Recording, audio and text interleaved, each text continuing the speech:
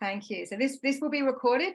And also, just so you know, that this is actually part of an assessment that I am doing for the Institute of Intuitive Intelligence. So I graduated with them in 2019. Actually, 2020, I think, is when I graduated. And I became a teacher of the Intuitive Intelligence program. And I had the opportunity to redo the training at the beginning of this year, which was a real privilege, because obviously that's been a few years that I've been teaching it now, and it's really lovely to revisit content. And so part of me revisiting that content is that I have to provide an assessment of my teachings. And so here we are today. Hey, Ash. Hey, beautiful Ash. Welcome, welcome, welcome. So yeah, I was just sharing that this recording is also part of an assessment for my revisiting of the teacher training I did in 2019 with the Institute of Intuitive Intelligence. So beautiful ladies, welcome, welcome, welcome. It's such an honor and a privilege to have you here with me today. I'm going to start our masterclass now. And I just shared briefly before, but today's a really powerful day, and I didn't realize that today was such a powerful day, because I was going to run this masterclass a couple of months ago, and then it got reappointed because I was restudying this content. I wanted to complete that before I did the masterclass, because it would only deepen my understanding of the teachings more. And when I reset it, I intuitively picked the day. And today, of course, thank you, universe. This is exactly what I'm going to be teaching you, how to harness that energy, right? It is a new moon in Pisces, and it is the beginning of the lunar eclipse season. Today is a very powerful lunar eclipse. And after I booked the masterclass, I actually ended up purchasing this beautiful journal here, which is actually a diary 2023 based on the cycles of the moon. And it's from a dear friend of mine called Kelly. And I have been using it as a diary. And yes, beautiful, 13 moons. Yes, it's based on 13 moons sidereal astrology. So I just wanted to share with you what is actually happening today, because it's very potent and relevant to today's class. So a total lunar solar eclipse, as we observe it from the Earth, the moon moves directly in front of the sun, so it blocks the sun from our view. So it's an energetic opportunity. The moon, our emotional intelligence, is standing right in front of our personality, which of course is the sun. Where do you need to notice emotional aspects of your personality and allow them to be expressed? How might you need to change? And of course, today we're talking about how we can co-create our life with the universe and live with unlimited abundance and make all these beautiful changes, which actually, like, I've done this over many years, but they're sort of incremental shifts that you can do that are daily, that make radical shifts in your life. So it's not like you have to, like, you know, redo your whole lifestyle and drink green juice and do yoga every day. And it's like little baby steps, right? You just take the first step on the ladder and you just keep climbing. So the theme of today's beautiful moon is the mystic, of course, deep intuition, our mystical intelligence. And today we're going to be talking all about intuition and our heart's intelligence and surrendering into that divine union. And today is very much about wholeness. So my mission statement is I return women to wholeness and wellness. So that's pretty cool. And the reflection of this Pisces new moon and this solar eclipse suggests an invitation to deepen that devotion to your heart's inner knowings. So can you allow yourself to be fully guided by your heart's intelligence? And this is, it's like I literally didn't write this, but I probably should have written it for this masterclass, because these are Kelly's words, not mine. But the potency of what we're going to look at today, it's so perfect. So the monthly intention is to find that mystic in the mundane. And I've worked with many mums over my journey, and I'm all about mindful moments and finding magic in the mundane. And how can you let your integrated self shine through? What changes have been made over the last 6 months, and what changes can you extend? So how divine is that on this magnificent day that we're here together, ladies? So I just wanted to give you a couple of little housekeeping guidelines. Please connect with me in the chat box. The chat box is at the bottom of your screen. You can click on there and we can message each other. And I know that you're engaging in what I'm saying as well. Couple of different options. You can have it on speaker view, which means you'll see the speaker, and or gallery view. Gallery view sees everyone. I am going to share a very pretty presentation with you, so you might want to have it on speaker view, so you'll see the presentation and then you'll see me in the corner. I'm kind of doing a hybrid. It's a hybrid eclipse, so I'm doing like a hybrid presentation of me with you and then me sharing a screen. And this masterclass today is ultimately about unlimited abundance. So I'm going to share with you the 3 keys, which are 3 universal laws that I live by, and I know Karen lives by these teachings as well. How can we harness this incredible abundance that is our birthright? Like, abundance is our birthright. How can we harness that in our lives so that we live with unlimited abundance? So I wanted to ask you, what does abundance mean to you?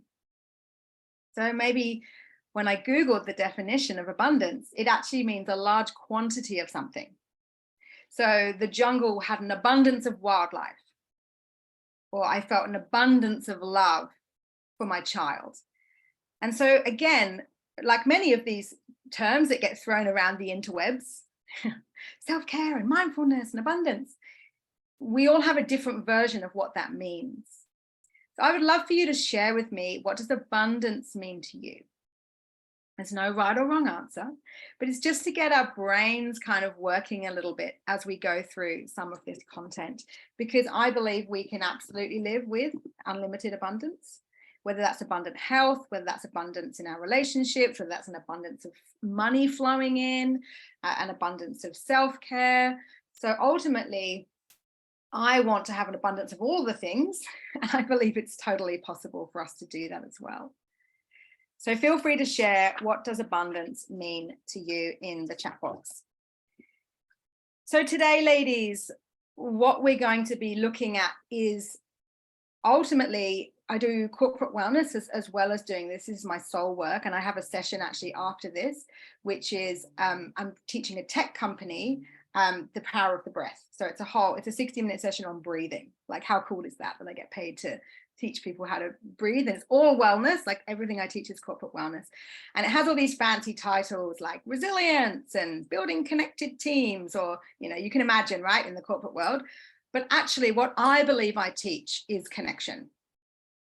So regardless of the fancy title, I am teaching connection to self, connection to others, connection to our world, and that we know that we are a part of something much bigger. We know that, we feel that energy around us. So ultimately, I believe that you're here, and this is something that I'm really passionate about, is like, we are always seeking more connection, whether that's with ourselves, whether that's with our loved ones, whether it's with nature, whether it's with source, God, creator, oneness. I believe we're always seeking a deeper sense of connection. Does it resonate that you would like to have more time and energy? Yeah, like, I'd like to have this, I'd like to feel like this abundance of energy flowing through me and feeling really vital. I believe that we all need more support on our journey. I do not believe we're meant to walk this path alone. I think that's just the most ridiculous thing, especially for mothers. I don't know if we're all mothers, but like, what is that all about? That we're supposed to like live isolated and not be in tribes? This blows my mind. Like, so we need more support on our journey. And that could be mentorship, that could be community, that could be education. But ultimately, I believe we need more support on our journey. And let's face it, we just want life to be easier. And there's no magic pill, but we just want ease, flow, and grace. So let me know, ladies, give me a thumbs up or drop a yes in the chat. Just like, am I on the right page with you? We want more connection, we want more time and energy, we want more support, and we just want life to be easier. Why is it so hard? Like, this is kind of, yeah, I would sort of wake up in the morning, I'm like, today, my day is going to flow with ease and grace. And then 10 minutes later, there's like a shit fight over Wheat Bix and cereal. And I'm like, what is happening? No. So, life happens, and there's chaos. And it's all about coming back into that space of connection. So thank you for agreeing with that. So I really want us now to tune into, what does your highest vision look and feel like? And when we look at the word abundance and we define that in our own way, we know that things get in the way. Life gets in the way. Our fears, our anxieties, our worries, they get in the way of us having this unlimited abundance. So I'm going to invite you now to tune into your highest vision.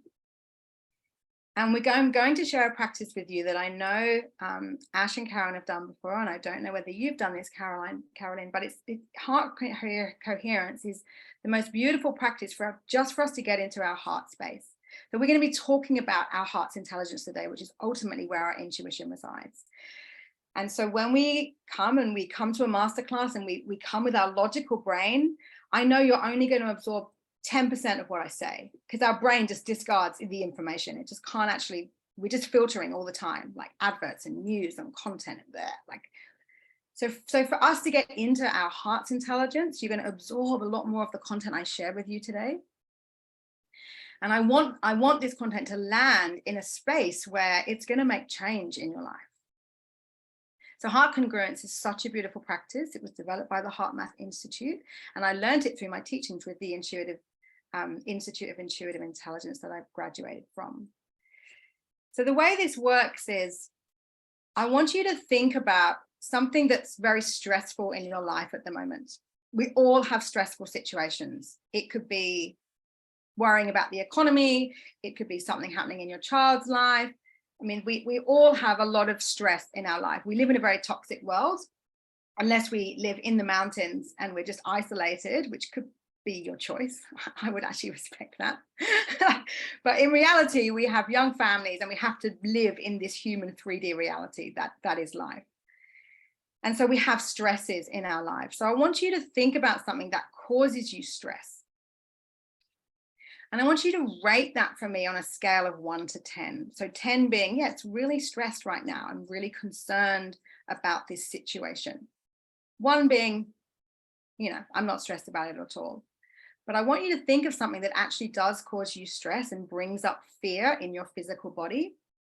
There are only 2 energies in the world.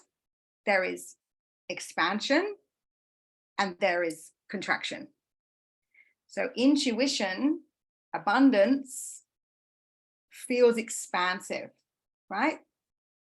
When we feel fear and we feel worry and we feel all of those low vibrational feelings, we feel a sense of constriction. So I want you to feel constricted just for the purpose of this exercise. And then my intention is to get you to feel expanded. So I'm going to invite you, if you feel safe to do so, to close your eyes and just start to deepen the breath. You can start by inhaling through the nose, exhaling out through the mouth with a sigh, just letting go of all effort required to be here in this moment right now. And we can start to extend our breathing to a count of 5 on the inward breath and 5 on the outward breath. And then just let your breath go back to its own natural rhythm. We're signifying here to our nervous system that we are safe in this space right now. So thinking of that stressful thought, that situation, rating that right now on a scale of 1 to 10.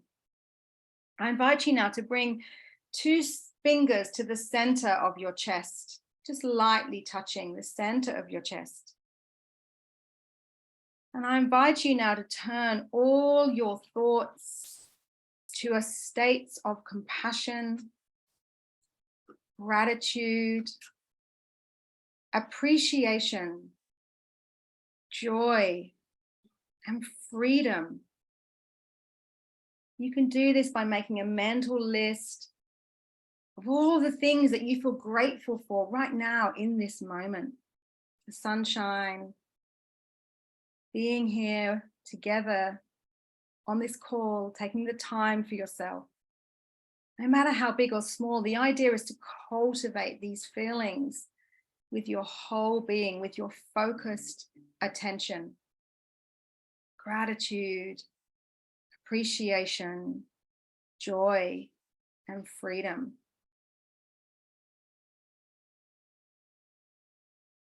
Let yourself be completely consumed by these feelings and know that you are elevating your vibration.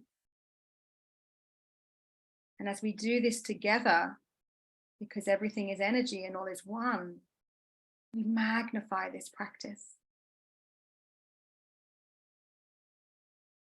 You may feel the energy surrounding around your heart, expanding that sense of beautiful, open expansiveness. And I invite you now to rate again that stressful thought or feeling or situation and notice, has your number come down?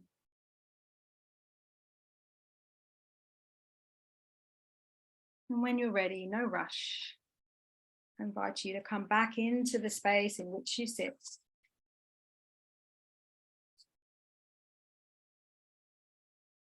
And share with me if your number came down, because we're going to do another practice towards the end of the call as well to continue to bring that number down. So these are tools that the intuitive guide uses and teaches. And heart congruence is one of the most powerful tools I've ever experienced. 3 minutes a day, literally expand the electromagnetic field around your heart. There's so many benefits to heart coherence. It keeps you looking younger and hotter because it actually stops the telomeres from shrinking, which is part of the aging process. And as you can see, I'm looking very radiant this morning. But it does work. So do sparkly earrings, by the way. Always wear sparkly earrings. Spiritual bling, as I like to call them. But there's so many benefits. And I love this practice. And I've gone and I've really spent a lot of time looking at the Heart Math Institute, which is an institute in America. And it's just mind-blowing, this focus on care and compassion and gratitude and how it can really diffuse tension in a situation.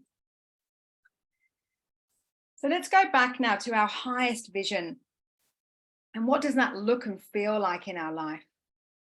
And I want to share with you a manifesting formula that I've been using on my own journey this year.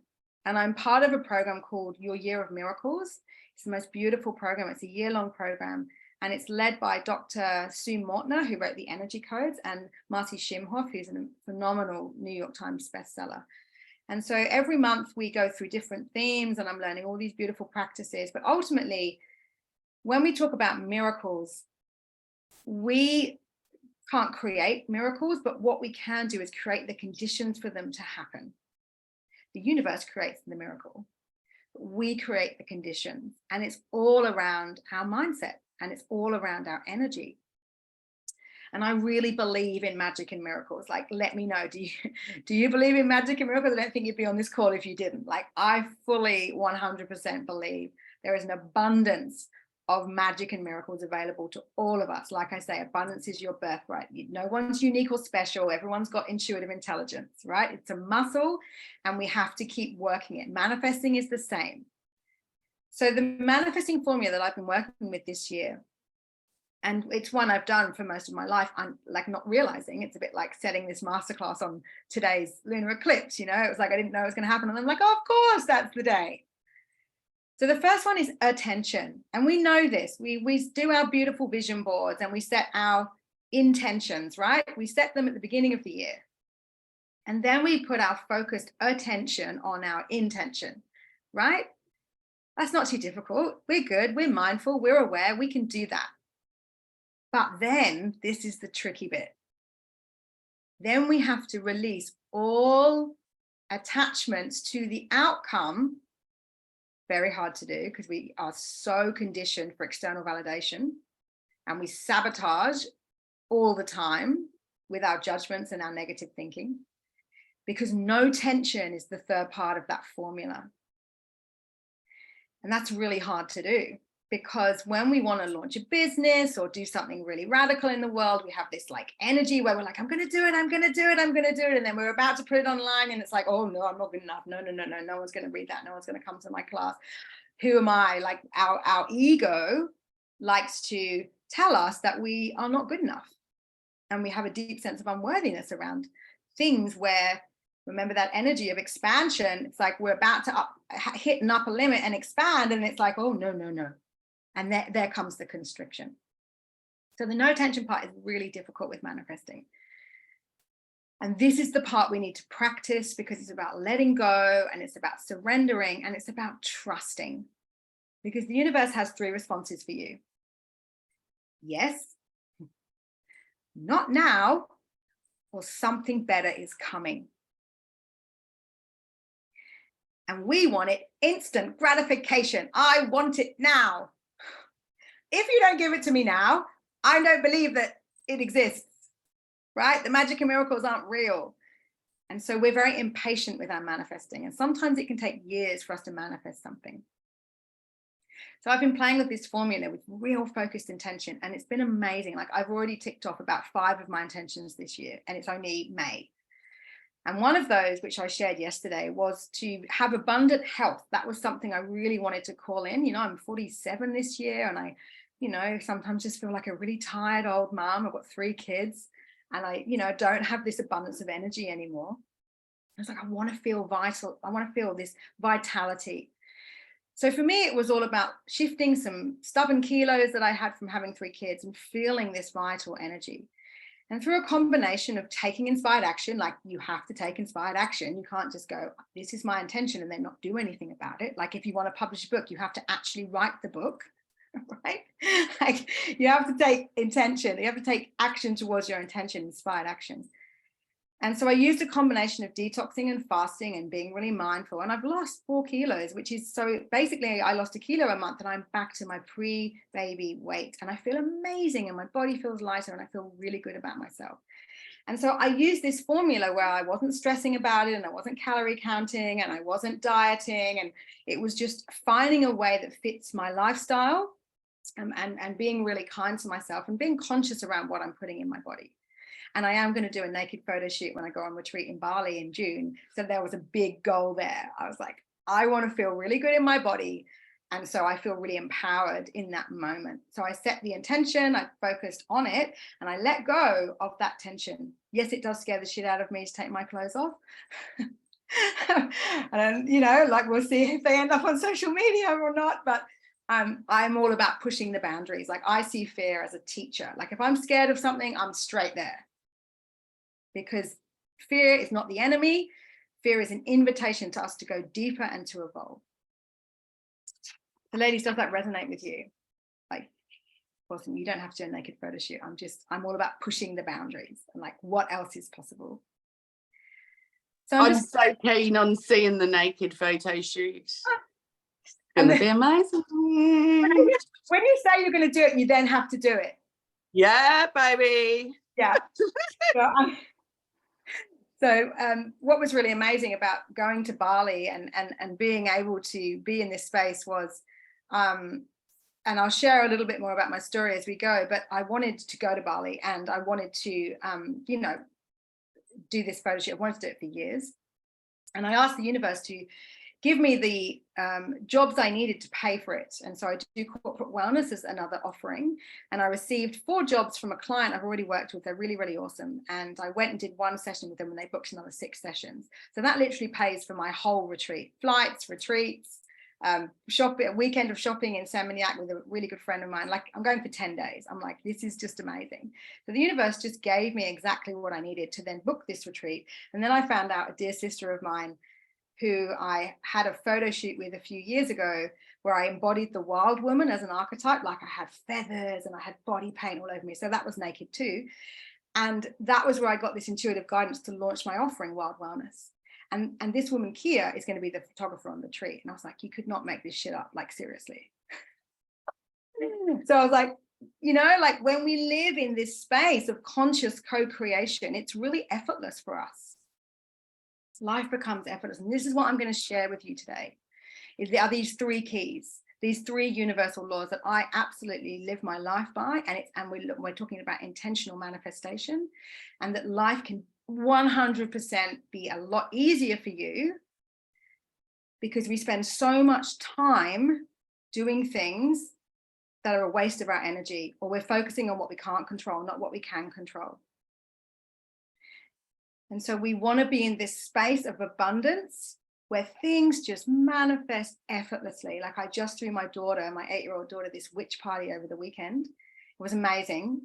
And I just got all this stuff I needed in a buy nothing group in my local community. I just put this post on there, I'm hosting this party, and I got Harry Potter cauldrons and stickers, and I got broomsticks, and I got cauldron making stuff, all from this group. So I literally got it all for free, and I didn't have to go and buy anything. Like, that's what I'm talking about, right? And I give so much back into this community as well.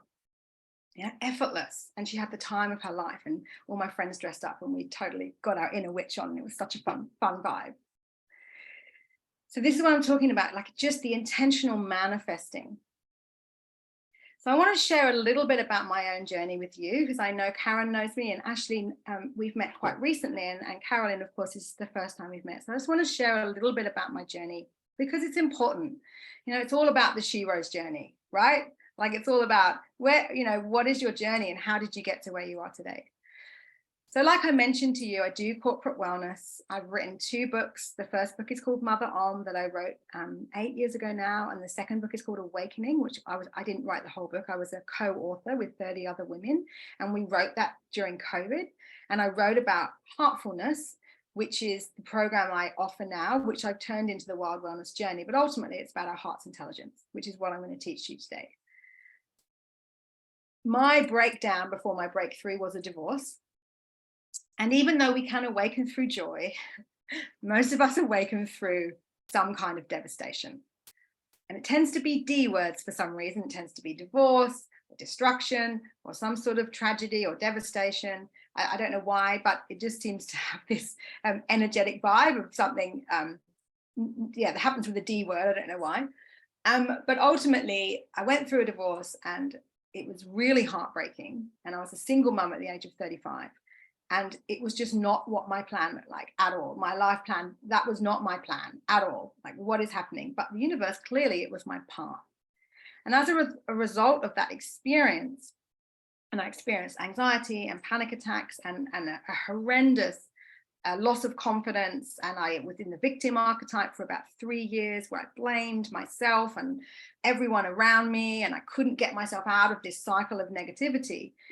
It was actually when I started following my intuition and my heart, and I became a yoga teacher, and I wrote my book, Mother Om, which has won awards and has gone on to help thousands of women around the world, mothers specifically, or also people who are divorced, because it's my story of divorce to divinity.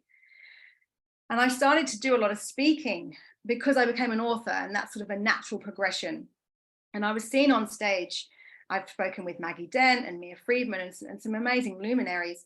And I was seen speaking on stage just before I was about to get married again to my husband now, my beautiful husband, and we have 2 more kids together.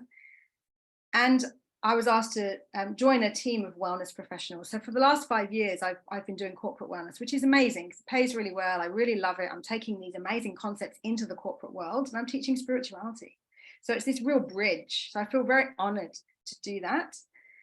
But this is my soul work, and I feel really passionate about that. I discovered the Institute of Intuitive Intelligence. I'd been to Bali. I was on a retreat with another beautiful teacher, and she kept talking about a priestess. Like, what the hell is a priestess? I'm like literally Googling what's priestess. And I came back and I found my teacher, Ricky Jane Adams, who at the time, she was the modern day priestess, and that was how she marketed herself. And I was kind of like, fell in love with her. And then my journey, I became an intuitive intelligence trainer. And now I teach this program, Wild Wellness, based on that content. So that, like, in a brief nutshell, that's my story. But there is a lot of growth within a 10-year period. You know, I really believe that when I met my second husband and the father of my 2 children, Luna and Phoenix, you know, I'd been single for 3 years. I poured all my love into yoga and teaching kids and families and running retreats. And I had 1 date on Tinder and we met. Like, it was just such a cosmic connection. And then we went to Hawaii after 6 months of being together, and we said we were going to have a daughter called Luna, and she was born 9 months later. And then she's called Luna, and she was born on a lunar eclipse.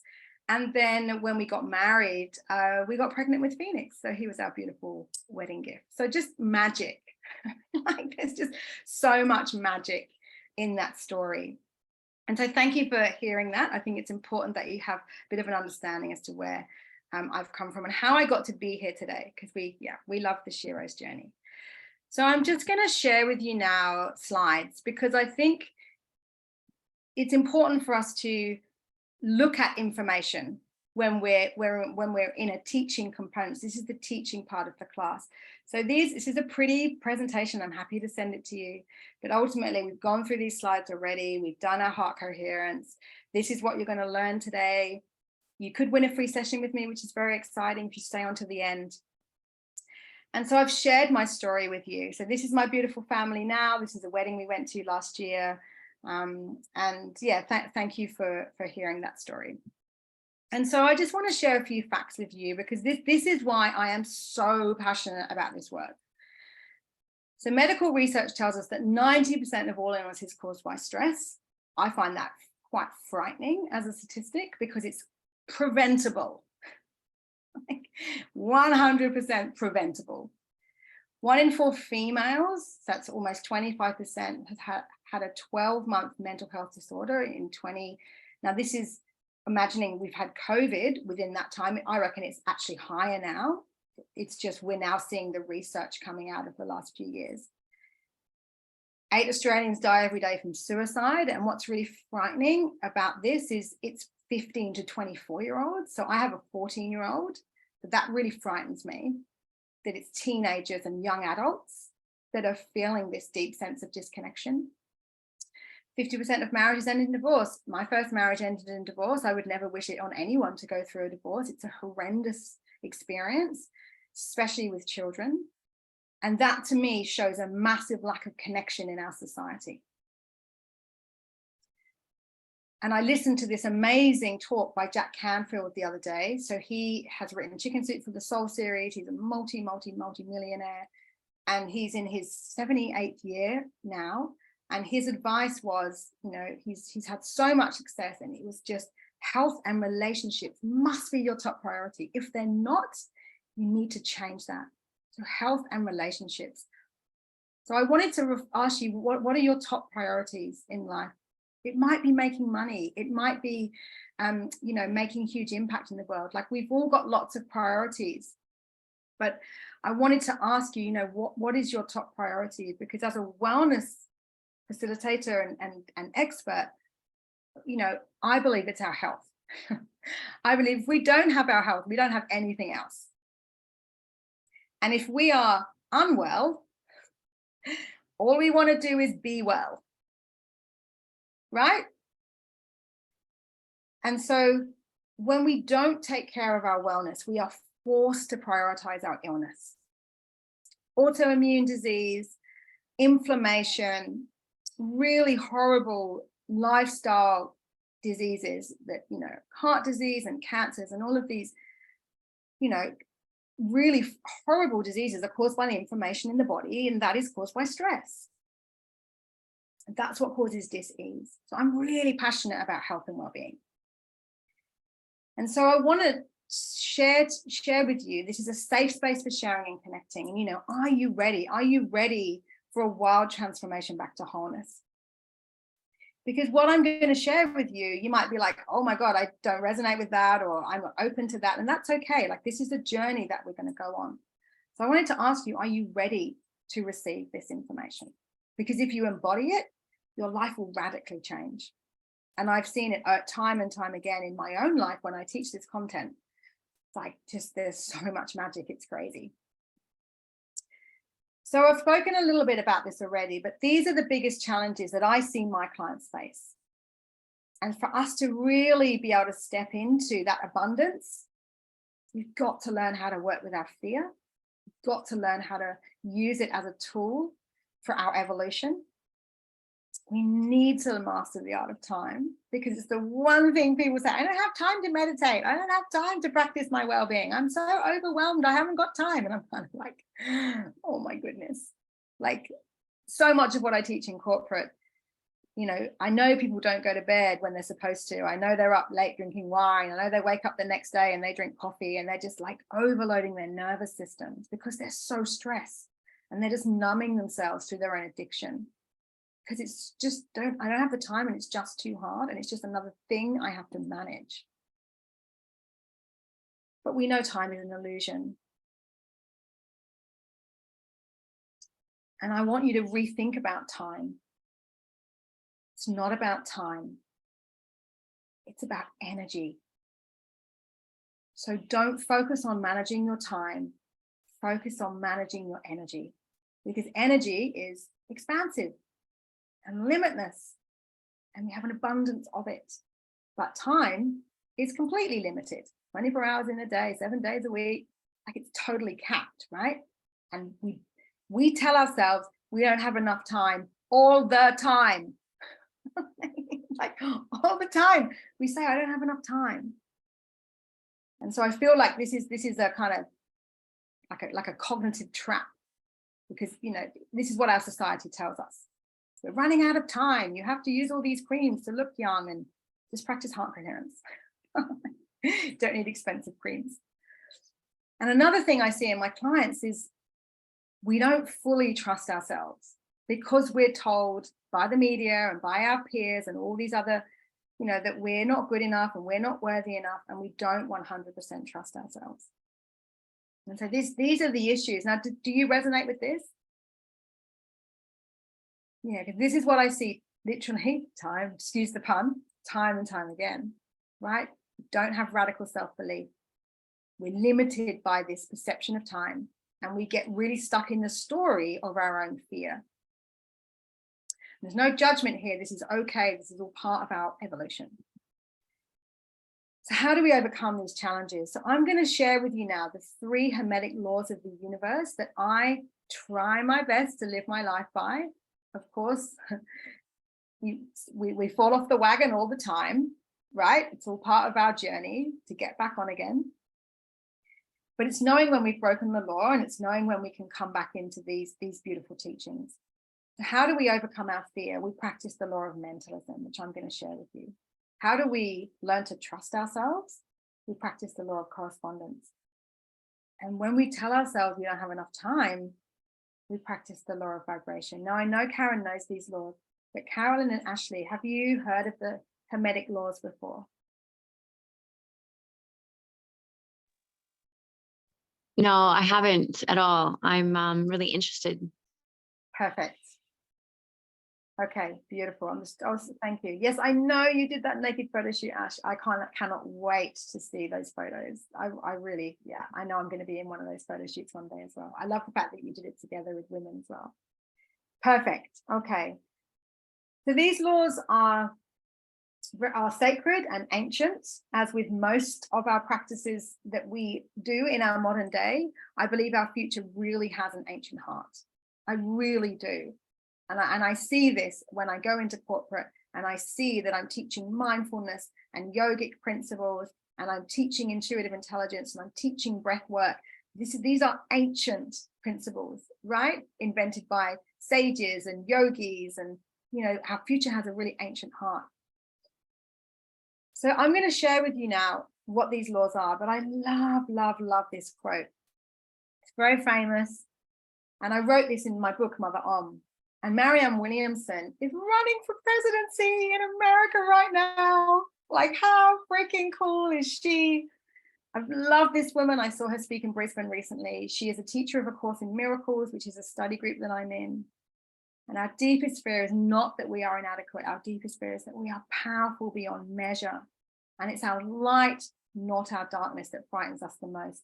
Now, that is my deepest fear, that I will not fulfill my highest purpose on this planet and go out there and influence and teach the masses, which is what I really want to do. And I've been gifted this platform of corporate and gifted this these teachings, and I want to go out and share them. Like, I'm so passionate about this. And I know we have fear of failure and fear of not being good enough, and all like and also all fear is one fear. So your fear is my fear. We're all connected, right? The law of mentalism is oneness and wholeness. No one is unique or special with the fears that we have. We all have the same fears. They just present in different ways. And I love this quote because when we listen to our intuition and we can have a dialogue with our deepest, darkest fears, there's so much light and magic on the other side of that. Like freedom is on the other side of fear, like no doubt about it. Like when have you done something that scared the shit out of you and you went through that experience and you were like, oh my God, that has changed me as a person, right? Like we are told that fear is to be feared and we should keep our kids locked in at night and they can't play on the street, and we live in such a toxic world, and you turn on the news and it's just war and someone's been murdered and there's another shooting and it's fucking horrible. I don't watch the news. I like literally, I'm in the car and the news comes on and my kids, they're like, turn it off. I don't want them to hear at 8 o'clock in the morning there's been another shooting. Like it's just horrible. I'm not ignorant about it. Just don't think it's appropriate for kids. So don't watch the news. You get everything you need to know from social media. But ultimately, it's like, what are you plugging into? Are you plugging into joy, connection, love, freedom, appreciation? Or are you plugging into the patriarchal society of being controlled by fear, which is ultimately what is happening in our world? So I love that quote. I love Marianne Williamson. So let's get stuck in. Ladies, have you got any questions before I dive in?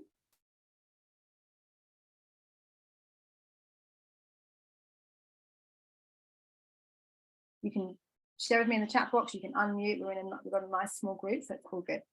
Okay, so what is the law of mentalism? Now, the law of mentalism sounds like this really kind of big, lofty law. It's actually very simple. And we like with all these ancient practices, it's all about practicing it. So when I did my yoga training, I loved the 10 principles of yoga, like the yamas and niyamas, because I feel like we don't have a rule book of how to live our life. Like we go out there and we read all these beautiful books and we find our own way, and that's all part of our journey. But I love having guidelines. I love having guidelines and philosophies of how we can live a life that is in alignment with our life. So I love laws and guidelines and universal principles. So the law of mentalism ultimately means that everything in the universe is created by thought, by our minds. And because I teach a lot of mindfulness, I think this is really relevant as well. So when we have a thought, it sends out a spark of energy into the universe. And that spark of energy then starts to manifest that thought into creation. Okay, I understand that. That sounds logical. But what the problem is, or the issue is for many of us, when we look at how our mind works, that we have about 50 to 70,000 thoughts a day. This is quite a funny statistic because women have like 70 and men have 50. Like, how funny is that? So women have a lot more thoughts than men. And actually, to be honest with you, I would rather have 50,000 because it's still just a lot of that's a lot of energy and a lot of traffic, right? Like that's just a lot. So I'd rather be simple-minded and have less thoughts. But as women who are multitasking and managing all the things, we just have a lot more thoughts going on. So that to me is like, whoa, that's a massive statistic. And about 80% of those thoughts are negative. Like that's really frightening. We beat ourselves up, we judge others, we're self-critical, we say things we don't mean. Like it's a really quite negative space in our mind. Like when we really think about what we're thinking about, 80% of that is negative, which is quite scary. So when we start to look at the way our mind works and we start to think about the thoughts that we're having, and we can journal and we can, use all these beautiful practices of automatic writing to really understand what our thought processes are. And we think thoughts And we have beliefs, and most of those beliefs are not actually ours. Like, that's even more scary. They're our mothers and our fathers and our teachers and what society tells us and consumerism and all these things. They're not actually our beliefs and thoughts. And like, we spend the whole of our adult life trying to unravel all the shit that, you know, was given to us when we were kids, and we're trying to like find who we are, you know, find our highest truth, speak our truth, go out there and be in alignment with our highest values. And we're just trying to unravel all the bullshit. So when we think about everything in the universe is created by our mind, we kind of go, oh, okay, so if I have the power to manifest anything I want created by thought, I have a massive responsibility here towards myself, towards the people who I love, towards my clients, towards my community. Because ultimately our words are like spells. Like, we can make or break someone with our words. Like, my marriage broke down, and we had counseling, and it was all very, you know, conscious uncoupling. I wasn't around then, but it was all very amicable. But ultimately we had a lack of communication, and that was the end of our marriage. And you know, over 9 years, it just went like this, really slowly, like really slowly. There was no infidelity, just really, really slowly. And we had a kid, and you know what happens when you have kids. And, you know, I can see it really clearly now as to what happened over a 9-year period. And I've been with my husband now, my second husband, for 10 years. It's our 10th year together. And I'm so mindful that we're still here together. Like, I am so mindful of where we are in our marriage, because it's so subtle. One person evolves, one person doesn't. And so understanding that our words are like spells, and everything in the universe is created by our mind. And the law of mentalism is that all is one. There was only one of us here. And then we start looking at things like compassion and forgiveness. And I had this beautiful moment with my daughter last night, where her little friend had obviously got her mum's phone and sent a message saying, hi Lily, it's Luna. Sorry, the other way around. Hi Luna, it's Lily. How are you doing? And she's never done that before. So I said, oh, look, you've got a little message from your friend. And then Luna responded saying, actually, I'm still really upset because you ran off today with another friend. And I was like, oh, Luna, why did you say that to her? She's going to be really upset now. And we had this whole conversation about it. And I left it. And then 10 minutes later, I came in and Luna said, okay, well, I've done my 5-finger breathing and I'm going to forgive her now. And I'm going to send her a message so we can be friends again. And I was just like, oh my God, like, adults don't do that. Do you know what I mean? Like, I was like, that's really amazing. An 8-year-old has just self-regulated, practiced forgiveness, and now she can, and she just sent this message to her friend. And I just thought, oh my God, that's amazing. Imagine if we just all did that. We spoke our truth. You upset me because you ran off, but now I forgive you, and now we can be friends. It's just like, wow, how cool is that? We had a lot of friend issues last year, 7-8-year-old girls, far out. You've got all this coming, Ashley. It was like a big journey, and I'm really proud of her now. And that's another reason why I threw her a big party, because I was like, we need to get the friends around and do this big party, because it's a real thing with your girls. But I was really like, wow, she just practiced the law of mentalism. You know, all is one. And when we hurt another, we just hurt ourselves. And forgiveness is a real part of this. Forgiveness, and Marianne Williamson talks so much about forgiveness in the Course of Miracles. So ultimately, the law of mentalism is in 2 parts, that everything in the universe is created by our mind, and all is one in the mind of God, source, creator, universe, whatever your word is, right? So the law of mentalism is in 2 parts. But ultimately, it's this beautiful theory of oneness and wholeness. And you know when you break the law. You know when you have an interaction with someone that is not in alignment with your truth, and you self-sabotage, and you're not seeing the world through the eyes of oneness. My beautiful mentor Tamala Ridge talks about, put your God goggles on, you know, see the world through God, where there is no judgment and there is only oneness. And so I love this law. I love this law, because oneness, like, imagine how different the world would be if we embodied this law. of understanding that all is one and all is created from our mind, and how that radical responsibility and accountability, like, you know, this law, when I first started to understand it more, it kind of started to change everything. I was kind of like, well, what am I putting in my body? And what conversations am I having? And, you know, where am I out of alignment? And it actually sends you on this trajectory,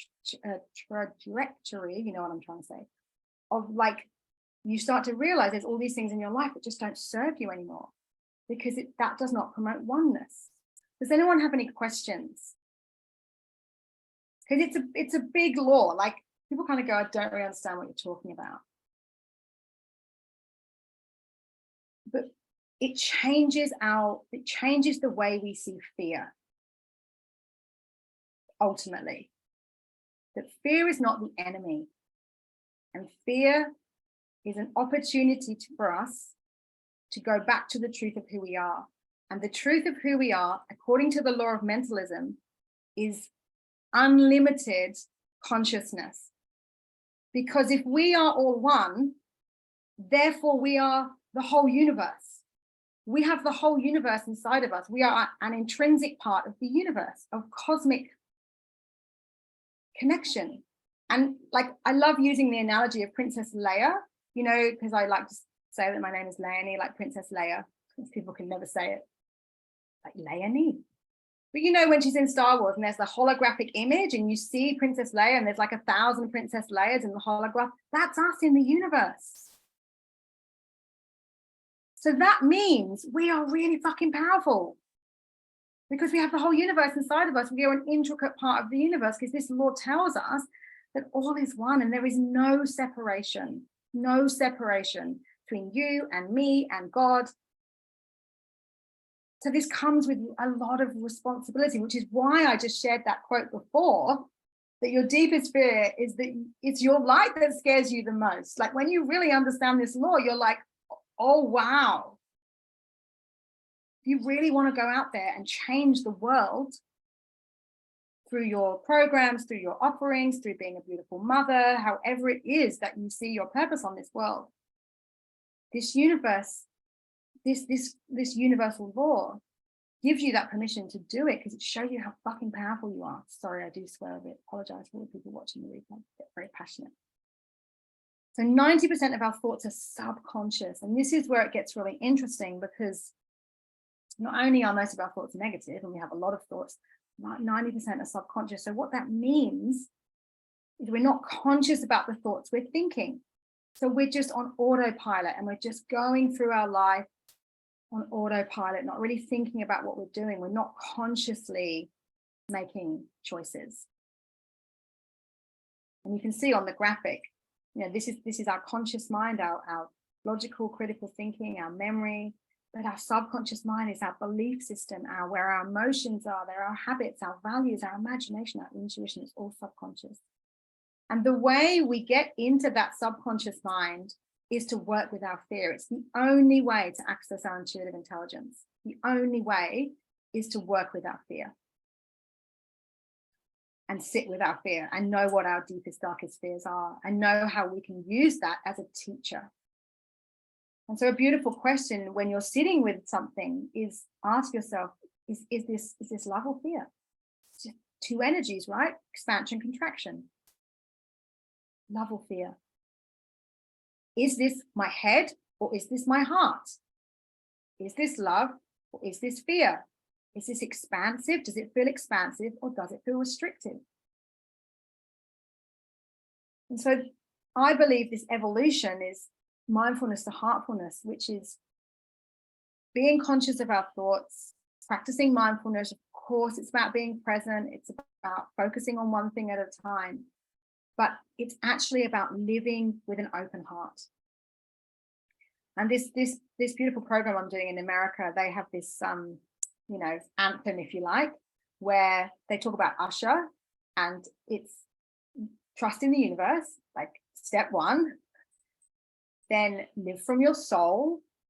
And when we talk about manifesting, ultimately, we cannot manifest an ego-based intention. Has to be a soul-based intention.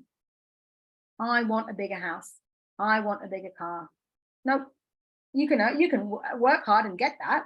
That's an ego-based intention, a soul-based intention. Like before I did this call, I did a meditation called a client attraction meditation, so that the clients who have soul contracts with me will find this webinar and join my program, Wild Wellness, that I'm launching in July. I want people who've got a soul contract to work with me. And this is how I've filled my program every year, because there are people out there. I had people in my program from America and India when I ran it last year. They had soul contracts to work with me. And I have to go out there. Obviously, you need to market your programs, but there's an energetic alignment here as well. So do you have any thoughts on this law? This is actually the heaviest law in terms of understanding this law. The other two laws are really beautiful and a lot easier to embody. But this law changed everything for me. Questions? So I just have that last bit there, ego versus soul-based intention. I understand the ego, I want a bigger car, house, that's sort of goal-based, but it doesn't actually align to what the values are. So would you say a soul-based intention is an energetic alignment with like-minded values or like values? So yeah, pitching yourself authentically as you are, and then your soul contracts and tribes will find you. Is that energetic alignment with values is a soul-based intention? Absolutely. And I love to ask challenging questions. I'm in a corporate environment. I have a client who's very involved in the defense space, and I stand there and I say to them, do you know what your values are? And they all just sit there going, no. They haven't even thought about what their values are. I know you know your values. Like, I know, if I said to you, what are your values, Ash? You'd just reel them off to me because you've done the work. Most people have no idea what their values are. And when you don't know what your values are, when something comes into your space, does it fit the alignment of your values? Yes or no? It's a very easy decision to make when you know your values. I set my values 10 years ago. Connection, contribution, community, commitment, and compassion. And they've not changed in 10 years. So when whatever I'm teaching, or if a job comes in for me, I'm like, does it fit my values? Yes or no? Am I teaching connection? Am I teaching compassion? Am I teaching commitment? Like this is, takes commitment to learn new information and embody that information. And contribution is actually a new one that I added. Like, a big part of my mission is to contribute to society in some way. So if you don't know what your values are, absolutely take the time to work them out, write 50 of them down, and then pick your top 5. The best way of doing it. And I've got beauty and truth, and I've got my beautiful artwork that I did at a workshop with Ashley. I've got it on my wall right here, and I've got all my values in there. It's called, was it called neuro art, like neurotherapy, where it's really beautiful. And I've got truth and awakening and leadership and devotion, and all my beautiful values are on my wall. And I think it's really important. Yeah, that's such a good question, because our soul-based intentions are definitely aligned with our values, and our values are from our highest potential. That's a beautiful question. So second 2 laws are a lot more easy to understand, and they're really beautiful. So how do we 100% trust ourselves? So this is the law of correspondence. And another way of looking at this is the law of communication. So we know we're creating our reality in each moment with our thoughts. So therefore, we need a lot of spiritual self-esteem, right? We can't sit in our own unworthiness and expect to manifest a miracle. There's no space for that, right? Oprah Winfrey is not sitting in her own trauma, right? She's done a lot of work, and now she's going out there and she's making radical change in the world. I love Oprah. She's such a great thought leader, and I love that she's talking about menopause. So I'm really passionate about that too. She's such an amazing woman, and she came from a very intense background, and she shares that with the world. In fact, there are so many great thought leaders now that came from very difficult childhoods and They clearly changed their mindset, and now they're living in a space of unlimited abundance. It's all about mindset. So we are co-creating our lives with the universe, law of mentalism. We understand that all is one, and we have the power of the whole universe inside of us. So we can't sit in our own bullshit. No time and space for that. So we have to trust ourselves. And I'll just share this really interesting fact about the mind. So we have 9 seconds until we start to attract a thought of the same nature. So you come home from work, you've had a really intense day, you need a couple of glasses of wine. So you have a couple of glasses of wine, it tastes really good, and you finally start to relax. So you have a little bit more wine, and then you start watching something on Netflix, and before you know it, it's midnight, and you go to bed and you have a really shitty sleep because you've had too much wine. You haven't gone to bed at 10 o'clock when you're supposed to go to bed, because that's where all your organs detox, between 10 and 1 p.m. That's when 1 a.m. That's the time to go to bed. But most people go to bed after that, so their body doesn't actually get the time to rest and digest. You wake up, you feel shit because you're a bit hungover. You take some Nurofen, and then you drink coffee, and then you're just beating yourself up for the whole day because of what you did the night before. That is how our mind works. We have 9 seconds before we have another thought of the same nature, right? The negative spiral, and that's the spiral of addiction right there. And my dear mentor, Tamala Ridge, who I detox with regularly, we detox from the food. We're not really detoxing from food. We're detoxing from our fear, because when you take the food away, there's not really anywhere to hide, right? Because we numb ourselves with food, and we numb ourselves with not chocolate and Netflix and sex and shopping and all the things, right? So you take that away, and it's like, well, I've got nowhere to hide now. I have to sit in my shit, and I have to deal with this, and I have to evolve. It's like evolve, repeat, evolve, repeat. What's your choice? You have a choice in each moment, right? Evolve or repeat.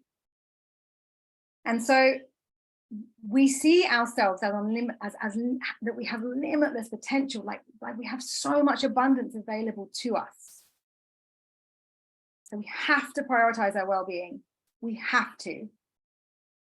We have to be feeling light. We have to be feeling energized, because it's really hard to listen and hear your intuition when you're in heaviness and overwhelm and stress and you've eaten loads of carbs. Like, it's hard to do that.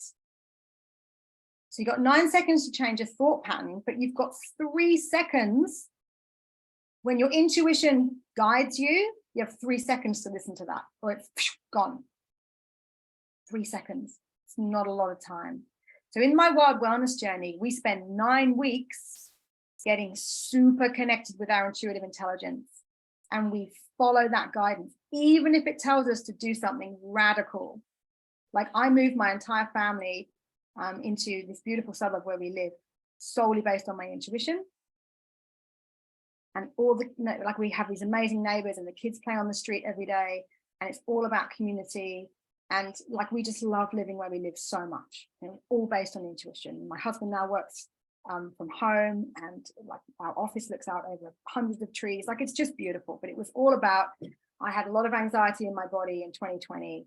I went to my GP, I had all the tests, and it was just stress. My nervous system was absolutely fried, and I just had so much stress in my body.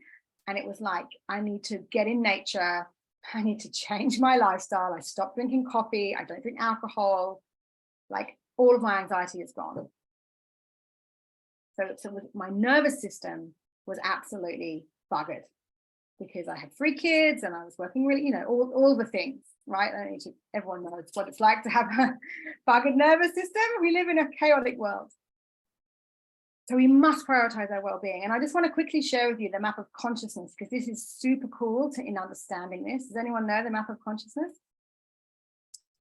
So David Hawkins developed this, and he used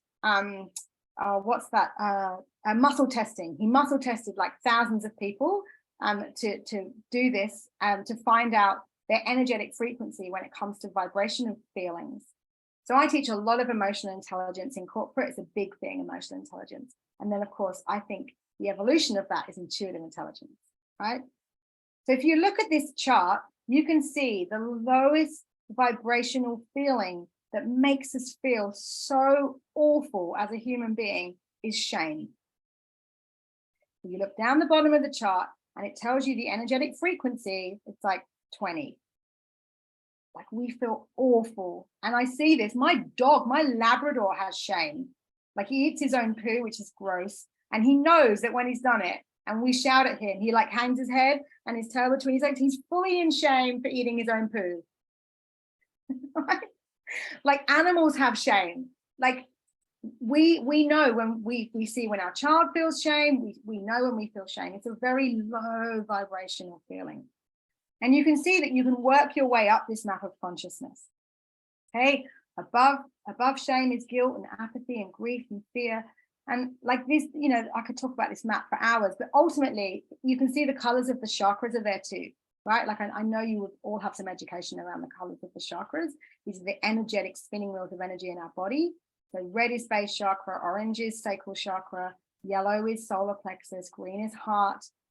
You've got your throat chakra, you've got your crown chakra, right? So these match the chakras. But what I want you to understand here, that these low vibrational feelings are all in our base chakra, and that is all about survival and feeling grounded and feeling safe. It's about safety. So we do not feel safe in our body if we are in these feelings. Therefore, our nervous systems cannot reset themselves. So imagine COVID as an example. The whole world was sitting in the lower three chakras energetically, and that filtered out to the whole world. And we're only seeing the repercussions of that now as we're coming out of that. We're not really out of it, but you know what I mean? Like the world has changed as a result. But what I want to share with you, which I find really beautiful, is courage sits in our solar plexus, which is our determination and our willpower. This is our spiritual self-esteem, right? That's the yellow spinning wheel of energy in our stomach area. That is our spiritual self-esteem. And courage is what you need to get into your heart's intelligence. How amazing is that? 5 seconds of courage. I need a little bit of courage to just say what I want to say. I just need 5 seconds of courage to speak my truth. Just need 5 seconds of courage to do whatever it is that you want to do. Write that first chapter of my book, or go to the gym, or whatever it is. And then we get into these beautiful feelings of acceptance and love and joy. And we move up this map of consciousness. And you can see the energetic frequency, you know, of being in peace is so high. Like it's beautiful. Like we love feeling peace and joy and oneness, right? So I love this map because it demonstrates the heaviness of emotion. And emotion is energy in motion. That's what it is. And was it you, Ashley, that shared about, I love what you said, I think, about when we have a feeling, like we all have feelings and they last for 45 seconds, and often we'll have a feeling for no reason, like beautiful Marty Shimhoff, one of her best-selling books is called Happy for No Reason. Like we could just have this beautiful feeling, we don't even know why, and we just love that feeling, it lasts for 45 seconds. But an emotion is when we attach a story or a belief to it. How fascinating is that? So we can create an emotion, we can feel a feeling that becomes an emotion based on the story or belief we attach to it. So we have the power to move up the ladder pretty quickly on the map. We can sit in fear, and shame and guilt. We could. I was there for 3 years after my divorce. Oh my God, I could not get out of the victim archetype until I had the courage to start my own business, write a book, do all of these radical things. And I went, obviously I don't stay in peace and enlightenment like yo-yo, but I'm up there much more than I am down there. I love this map of consciousness. Like, does that resonate with you? Yeah. We must prioritize our emotional well-being. And the last law, my favorite one, is the law of vibration, the mastering our time. And remember, it's not about time, it's about energy. About energy. The law of vibration tells us, so the law of correspondence and communication, the one before, tells us we're always in communication, right, with oneness. and that we can co-create whatever we want, and that we have the power to change our internal feeling state. So the biggest teaching from that law is if we're sitting in those low vibrational feelings, we're going to manifest more of that in our life. Like, when have you been in, when have you noticed that you've been in drama and all you've done is create more drama? Like when I went through my divorce, I crashed my car, my cat died, I had all this shit going on. It was just, I was just creating more and more and more drama for myself. And I couldn't get out of this cycle. And I intentionally now, if I'm feeling, you know, shitty, I use the tools. I use heart congruence, I use tapping, I use all these beautiful tools that I've learned to change my emotional feeling state, because I know that I'm co-creating my life from my feeling state, right? So if I'm sitting in my own shit for a week, I'm just going to create no clients, arguments. Like, why would I want to be there? You're allowed to sit there for, like, you know, a couple of hours, have a good cry. You know, you're allowed to wallow in your own self-pity, but you got to get out of it. That's your responsibility. That's the law of mentalism. Get out of it, because you're creating your own reality in each moment. So the law of vibration is 100% that. Everything is energy. We look solid. Everything looks solid around us, but it's not. Science has proven time and time again that we are fields and fields and fields of energy within fields and fields and fields of energy, and that we are 100% energy. And we are not separate, never, never separate from God, oneness, creator, source. When we feel separate, it creates all of our suffering. All of our suffering comes from this sense of feeling separate and not connected. So our feelings are our prayers. That's so beautiful. Our feelings are our prayers. And what this law teaches us, so the law of mentalism is all created by the mind. And this is one step further. Actually, it's consciousness that creates. It's our consciousness, our conscious thinking, our conscious mind, our conscious energy, our connection with oneness. And our natural state is divine love, always has been. We are love, we are pure unlimited consciousness, but we forget that. And so our intuition, our heart's intelligence, and our intuition resides in our heart, is that bridge between worlds. And we have to activate our heart's intelligence. And today, on the most potent day, it was like, activate your heart's intelligence. I'm like, yeah, that's what we're doing. So manage your energy, not your time. That's one of my corporate titles. It's so true. So ladies, I just want to share with you a few testimonials of clients that I've worked with. And, you know, I am launching Wild Wellness. It's a 9-week program. I will launch it in July because I get to go to Bali in 10 days in June. And my parents, who I haven't seen for 3.5 years, after a lot of intentional manifesting, are coming to visit. They live in England. I'm English originally. So they're coming out in May. So I get to see my beautiful parents and I get to go to Bali. So I will launch Wild Wellness in July. And it's a very intimate container. But this is my beautiful client, Becky, who did my program, and she went on to write her own book and do the most amazing, amazing things in the world. This is Kelly. She's a wellness coach. And I met her. She's from America and she did my course last time. And ultimately, you know, she discovered that intuition is a way of life.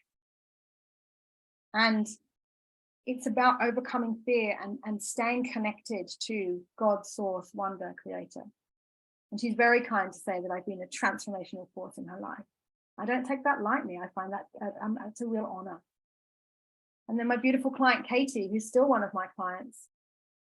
And we meet in circle once a month on the full moon. And again, intuition is like a muscle. It's like you're going to your spiritual gym, right? And you're working your muscle. And then this is my dear friend Ingrid that I did my teacher training with many years ago, and we reconnected at Seven Sisters down in Melbourne, and then she came on with Wild Wellness. And I love just these conscious connections. It's just so beautiful. So let's quickly review before we jump into a practice, and I've got time for questions. So we've talked about overcoming our fears. We've talked about that we need to prioritize our well-being. We've talked about the importance of managing our energy, and that we, you know, have this opportunity to fully trust our intuition, and that it's our responsibility to speak our truth, and that daily devotion is a huge part of our spiritual self-esteem. So my wild wellness journey is based on the wild, standing for well-being, intuition, leadership, and devotion. So this is my signature offer, where the first thing we do is a soul care strategy checklist. Like, what are your soul care strategies? Because you might not know what they are yet, or they might have changed. And so when we go into self-sabotage or the victim mindset, or we want to drink the wine or the chocolate or all the things, right? We're human beings. We can plug back into our soul care strategies, because the opposite of addiction is connection. Write that down. The opposite of addiction is connection. So you've got to plug into your connection strategies. You've got to prioritize your well-being, right? It's got to be number one. Remember, health and relationships. Like I always read, like the top 5 regrets of the dying. I don't want to be lying on my deathbed focusing on all the things I didn't do. Because that's what you focus on. It's not what you did, it's what you didn't do. And I just want to share this really cool analogy with you from Dr. Sue Mortner. And she shares the bus stop conversation with her clients. So let's imagine we're on our way to Earth and we're waiting for the bus to Earth. And we're at the bus stop waiting for the bus to Earth. And there's all these people around us and we don't know who they are. They're just waiting to catch the bus. And we start saying to someone, hi, I'm on my way to Earth. I'm really excited, never been before. And they say, yep, I'm going back. I'm really excited to go back to Earth School. And you kind of start a conversation and you're like, well, I don't know anything about it. Tell me about it. And they say, well, I spent my whole life working really hard. I didn't prioritize time with my family. And I got to the last few years of my life and I learned to practice something called forgiveness. And it just changed my life.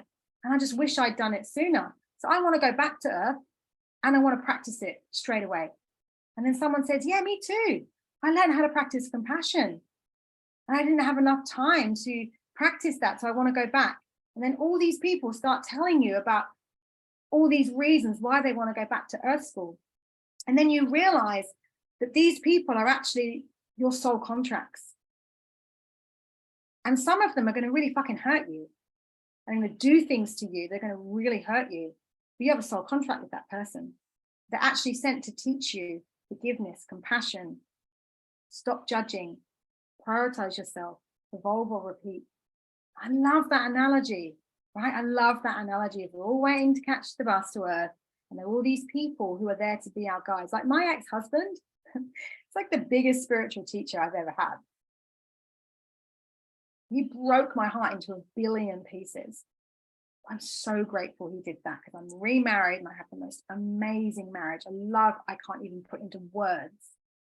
And we're about to celebrate our 10th year. We got matching tattoos recently. Like, it's beautiful. And I have 2 more beautiful children. I never thought I'd ever have kids again after being divorced and single at 35. So there's so much magic when we step into this. And like, we can't see what we don't know, right? Like sometimes we can't see it. So we want to get more support, and I'm going to invite you into my program. If you feel called to go on this journey with me, I'm going to invite you into a 30-minute free session with me, where I will actually, as an intuitive guide, tune into your subconscious sphere and tell you what your deepest, darkest fears are. And I'll tell you where they sit in your chakras. So if you want to spend some more time with me, you're very welcome to come in and have that session, and I'll share a link with you. So there's 4 of us on the call. So Karen, can you pick a number between 1 and 4 for me with your amazing intuitive guidance? I would take number 4, please. Number 4, that is Miss Ashley. Miss Ashley, you have won a session with me, an intuitive guidance session. You're the 4th person on my screen. So we will hook up a time and you will experience a 9-step process where I will go into your subconscious mind using my intuitive intelligence, and we will rewire your subconscious patterning. It's pretty profound. Me and Karen have trained together. I have done these sessions, I've had them, I've probably had about 20 of them, and they are just amazing. I'm very excited. Wow, that's pretty amazing. Thank you so much. Yeah, no worries. Yeah, that's a big one. I wonder. I'll have to ponder on what actually is, the root cause fear.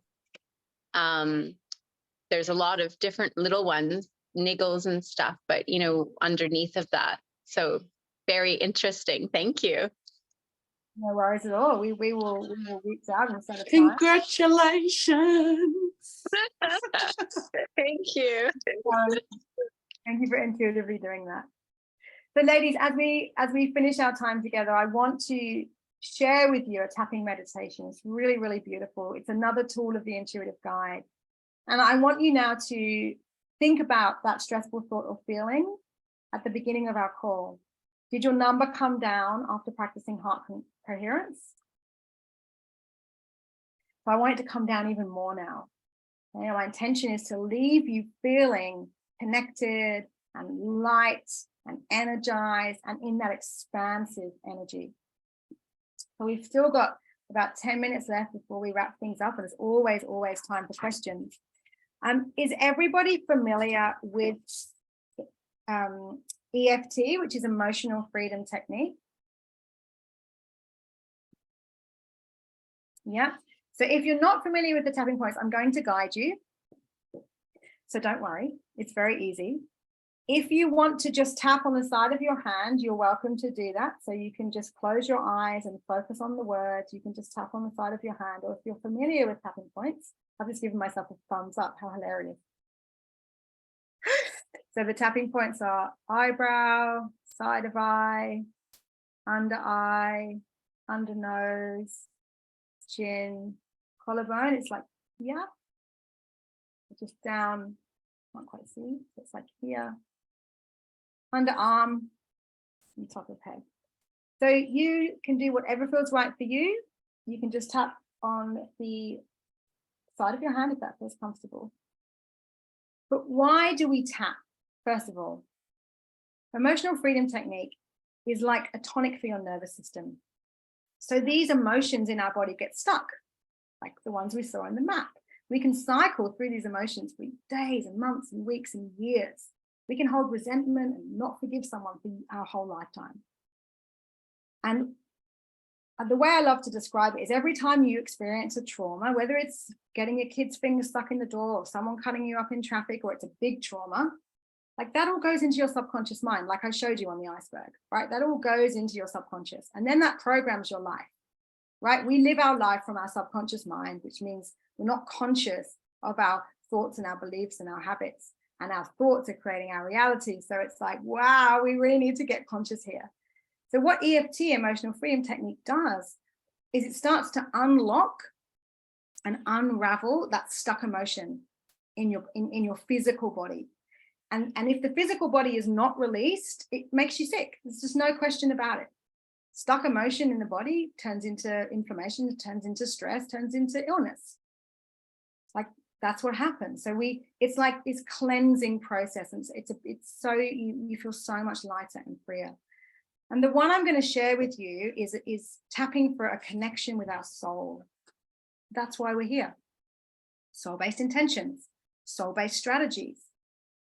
We want to be living in communion with source. So we want to be living from our soul, from our heart.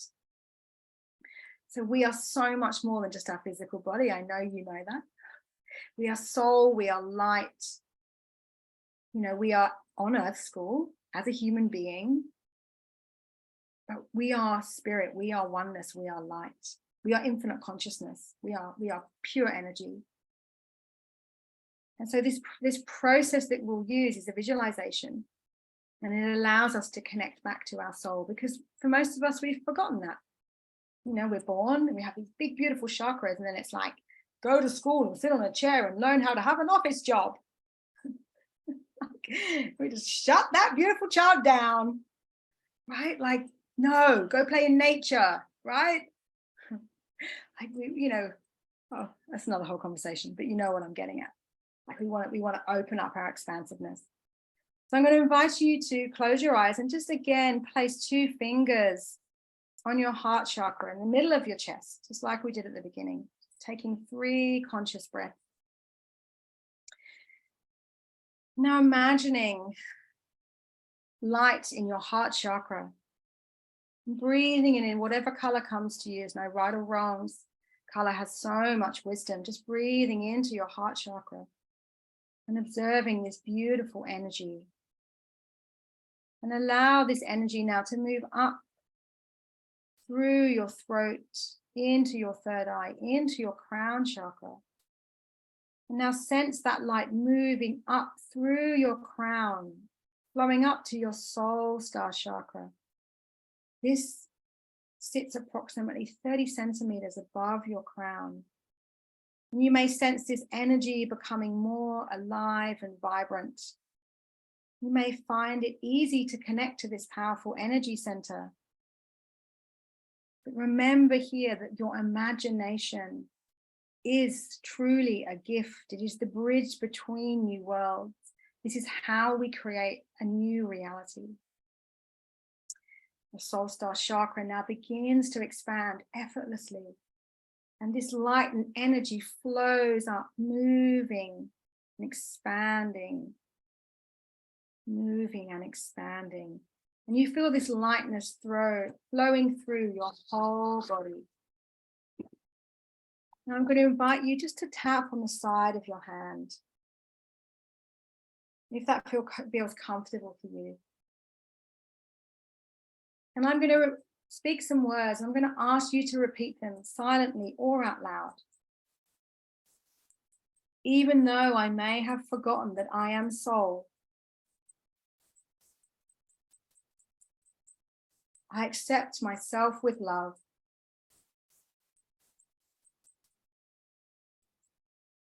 And even though I may not feel my soul love, I accept myself with compassion.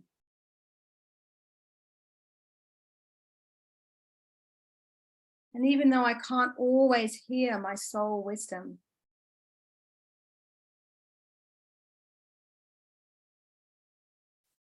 I honor myself for all I have achieved.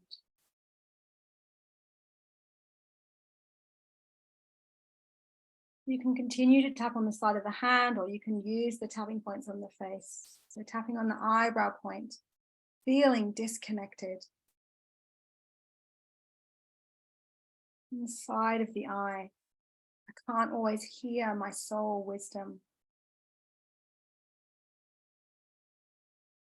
Under the eye, feeling separate. Under the nose, disconnected. On the chin, isolated. Collarbone point, alone. Under the arm, I can't hear my intuition. And top of the head, I've forgotten I'm soul.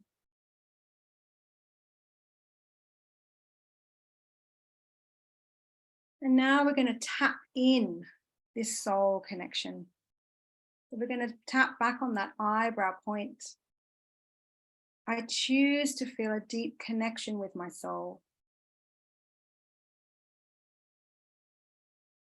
The side of the eye. I choose to experience my soul's wisdom.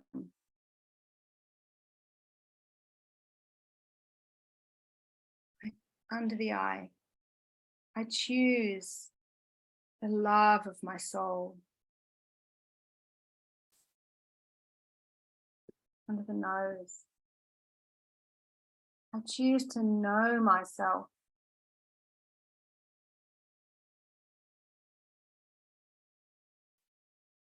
under the chin.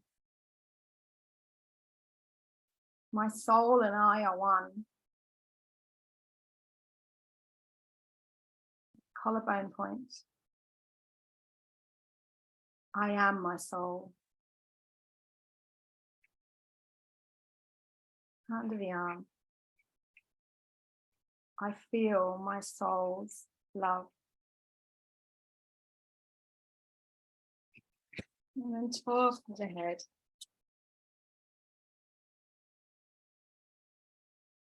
I am light.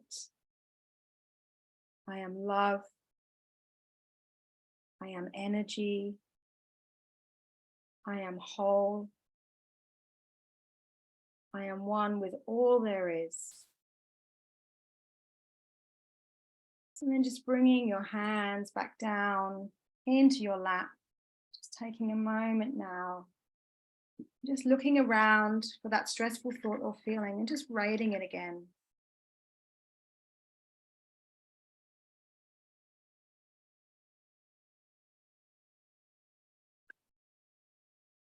And just taking a moment now to open your eyes.